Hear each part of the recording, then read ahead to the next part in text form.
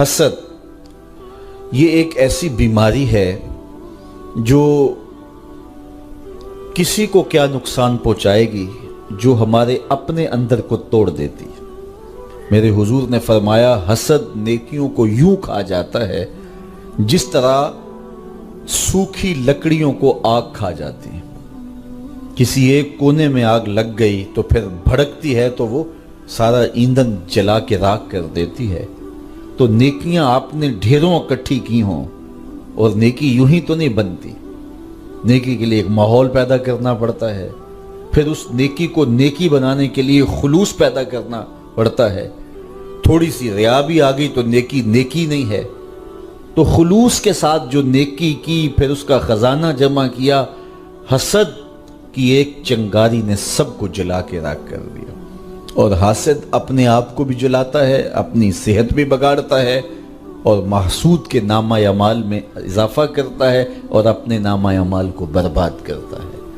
تو اپنے آپ کو اذیت سے بچانے کے لیے ہمیں اپنے اندر کی صفائی کی طرف توجہ دینی چاہیے۔ حضرت عبداللہ بن عمر بن عاص رضی اللہ تعالی عنہ فرماتے ہیں، ہم حضور کی مجلس میں بیٹھے ہوئے تھے، کیا خوش نصیب لوگ تھے۔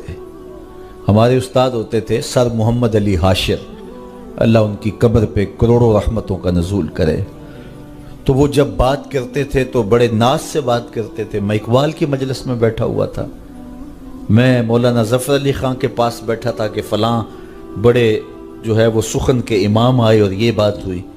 تو ہم اس وقت چھوٹے ہوتے تھے تو ہمیں بڑی حیرت ہوتی تھی کہ یہ کتنے خوش نصیب ہیں، کتنے بڑے بڑے اساتذہ سخن کی صحبت میں بیٹھے ہیں۔ تو یار جو اقبال کی صحبت میں بیٹھا ہے، جو مولانا کی صحبت میں بیٹھا ہے، وہ تو ناز کرے۔ اور صحابی کتنے فخر سے کہتے تھے ہم حضور کے پاس بیٹھے ہوئے تھے۔ کیا خوش نصیب لوگ تھے جنہیں حضور کی مجلسوں میں بیٹھنے کا موقع ملتا تھا۔ اللہ اکبر۔ تو کہتے ہیں حضرت عبداللہ بن عمر کہ ہم حضور کی مجلس میں بیٹھے تھے کہ حضور نے فرمایا جنتی دیکھنے کا شوق ہے؟ تو سب نے کہا حضور کیوں نہیں؟ فرمایا دروازے پہ نگاہیں جما لو، جو پہلا شخص مسجد میں داخل ہوگا وہ جنتی ہوگا۔ اب کہتے ہیں ہماری نظریں دروازے پہ لگ گئیں، انتظار تھا کہ کون خوش نصیب ہے کہ جو آئے اور حضور نے اس کے لیے بشارت دے دی ہے کہ وہ جنتی ہوگا۔ ایک بوڑھے بزرگ آئے، تازہ وضو کی وجہ سے ان کے آثار وضو چمک رہے تھے، داڑھی پر تازہ پانی کے آثار تھے، جوتا انہوں نے بائیں ہاتھ میں پکڑا ہوا تھا اور مسجد میں داخل ہوئے۔ اگلا دن آیا تو حضور نے پھر فرمایا جنتی دیکھنے کا شوق ہے؟ ہم نے کہا حضور کیوں نہیں؟ فرمایا دروازے پہ دیکھو، جو شخص بھی مسجد میں اب داخل ہوگا وہ جنتی ہوگا۔ ہم نے دیکھا تو وہی بزرگ تشریف لائے، تازہ وضو کے آثار چہرے پہ تھے، جوتا بائیں ہاتھ میں پکڑا تھا۔ تیسرے دن حضور نے پھر فرمایا جنتی دیکھنے کا شوق ہو تو دروازے پہ دیکھو، جو پہلا شخص اندر داخل ہوگا وہ جنتی ہوگا۔ کہتے ہیں جب نظریں دروازے پہ جمی تو وہی بزرگ نمودار ہوئے اور حالت بھی وہی تھی۔ کہتے ہیں کہ جب مجلس اختتام کو پہنچی، لوگ گھروں کو پلٹے تو میں اس بزرگ کے پیچھے چل پڑا۔ میں نے کہا کہ بابا جی میری والد گرامی سے کوئی شکر رنجی ہو گئی ہے تو میں کچھ دن تمہارے ساتھ گزارنا چاہتا ہوں، تو کیا مجھے آپ اپنے ہاں رکنے کی اجازت دیں گے؟ انہوں نے کہا آ جاؤ، کوئی بات نہیں۔ وہ مجھے اپنے گھر لے گئے۔ کہتے ہیں میری لالچ یہ تھی کہ میں دیکھوں کہ یہ عمل کون سے کرتے ہیں، کہ رسول کریم نے فرمایا جنتی دیکھنا ہے تو دروازے پہ دیکھو۔ تینوں دن یہی دکھائی دیتا رہا، تو میں اس لالچ میں ساتھ تھا۔ خیر رات پڑی تو انہوں نے مجھے بستر لگا دیا اور ساتھ ہی چارپائی پہ خود بھی لیٹ گئے، لیکن میں طاق میں تھا کہ میں دیکھوں کہ رات کو یہ عبادات کس کس قسم کی کرتے ہیں۔ تو بظاہر تو میں لیٹ گیا اور سو گیا، لیکن میں جاگ رہا تھا اور میں اس طاق میں تھا کہ ان کے معمولات دیکھنے۔ ساری رات گزر گئی، وہ سوئے رہے۔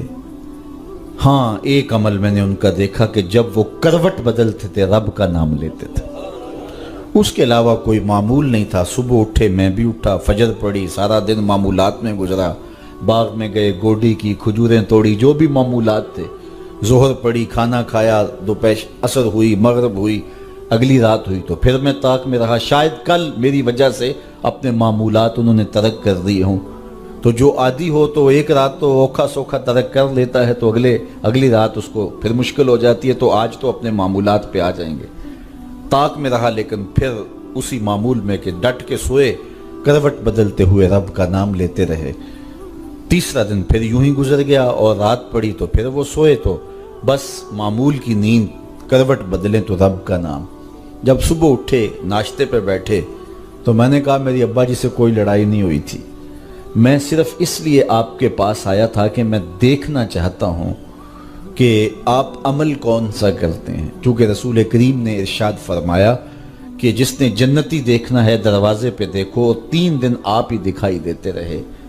تو میں یہ دیکھنا چاہتا تھا کہ آپ کے معمولات کیا ہیں، لیکن شاید آپ نے میری وجہ سے اپنے معمولات ترک کیے رکھے. تو وہ بزرگ فرمانے لگے، نہیں اے عبداللہ، میرے وہی معمولات ہیں جو تم نے دیکھے. تمہاری وجہ سے میں کوئی معمول ترک نہیں کیا، یہی میرا معمول زندگی ہے. لیکن تم بھی جستجو میں آئے ہو، شوق میں آئے ہو.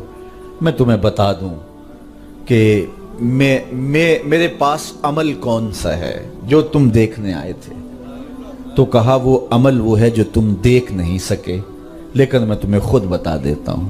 اور وہ یہ ہے کہ اے عبداللہ بن عمر، یہ جو میرے سینے میں دل رکھا ہے نا، اس میں کسی مومن کا بغض نہیں ہے. اس میں کسی مومن کا بغض نہیں، یہ صاف ہے، یہ شفاف ہے. تو جب یہ دل پاک ہوگا، دل ستھرا ہوگا، پھر جنت کی راہیں ملیں گے. ہم نے اپنے دل میں کیا کیا رکھا ہوا ہے؟ اس کا بغض، اس کی دشمنی، اس سے بیر. یہ آگے چلا گیا، ہم پیچھے رہ گئے. اس کو یہ منصب مل گیا، میں کہاں کھڑا ہوں. یہ ہم اکٹھے چلے تھے، یہ بہت آگے نکل گیا. رشتہ دار کی ٹینشن، ہمسایوں کا مسئلہ، شریکوں کے معاملے، کیا کیا معاملے اس چھوٹے سے دل میں رکھے ہوئے. ہم نے اس دل کو نفرتوں سے بھر دیا. اس کو پیار سے بھرنا تھا. کس کو پتھر مارے ناصر کون پر آیا ہے، دل کے شیش محل میں ایک ایک چہرہ اپنا لگتا ہے. وہ کسی نے کہا تھا کہ پتہ نہیں لوگ نفرتوں کے لیے وقت کہاں سے لے آتے ہیں، ہمارے پاس تو محبتوں کے لیے وقت نہیں ہے. تو اس دل کو تو محبتوں سے بھرنا تھا، اس دل کو تو شفاف رکھنا تھا، اس دل کو تو مزکا و مشفع رکھنا تھا.